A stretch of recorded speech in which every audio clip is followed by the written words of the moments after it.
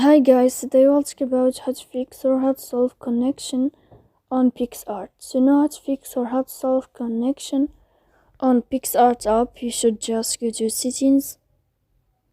After that, you can click on apps, default apps, app settings. Then this list you will enter to the window or to the app of Picsart. Here you can click on force stop and you can click OK. Then you will enter to the window of storage.